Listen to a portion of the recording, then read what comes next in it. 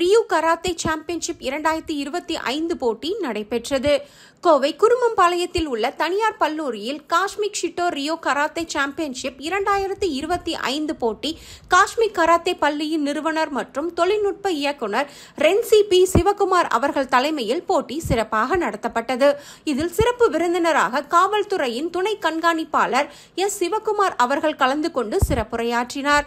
இப்போட்டியில் 300க்கும் மேற்பட்ட மாணவ மாணவிகள் கலந்து கொண்டார்கள் மற்றும் 8 வயது முதல் 21 வயது வரையுள்ள மாணவ மாணவிகளுக்கு கட்டா மற்றும் 8 வயது முதல் 13 வயது வரையுள்ள மாணவ மாணவிகளுக்கு குமித்தே போன்ற போட்டிகள் நடத்தப்பட்டது.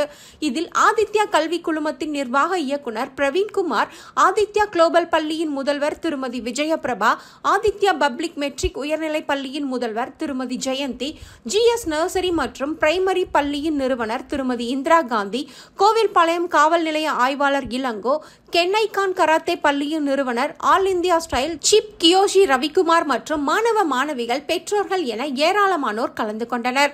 நிகழ்ச்சியில் சிறப்பு விருந்தினர்கள் அனைவருக்கும் காஸ்மிக் பள்ளியின் சார்பாக மதிப்புமிக்க புத்தகங்களை காஸ்மிக் கராத்தே பள்ளியின் நிறுவனர் மற்றும் தொழில்நுட்ப இயக்குனர் ரென்சி பி சிவகுமார் அவர்களால் வழங்கப்பட்டது.